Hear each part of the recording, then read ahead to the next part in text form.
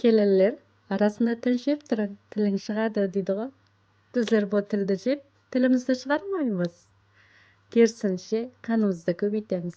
Сіздерге пайдалы рецептіммен келдім. Осы бір тілден 2-1 литрлік банкіде тушенка сіледім. Керек болса сақлап алың. Қаны аз достарыңызға да жіберіп қойың. Тілдің артықша безлерін алып тастап, екі шетіндегі сары жаман безлері болады.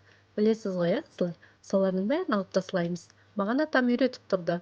Осындай кезде еледе алдымызда жасылкелеріміз бар деймін. Жасылкелеріміз аман болсын. Сүрмеген жерімізді сорап алатын.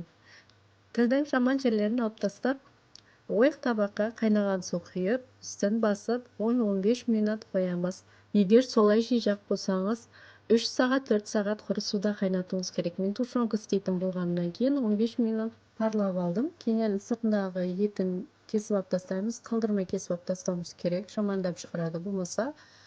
Мен 15 минут парлағаннан кейін осындай болып кесілді. Сіздер 3 сағат қайнатсаңыз, арқайын өзі сылынып алынады. Дым айдалап жібермей, ірілеу қылып турап, табағымызға салып, кейін коллаген приправамыз қоссаңыз болады. Мен тұз, қара бұрыш, кинза, чесночный приправа салдым. Пиязды да көплеу сала бердім. Дәмі мощный болады. Пияздың дәмі оңыма білінбей кетеді. 2-3 бас чеснок қостым.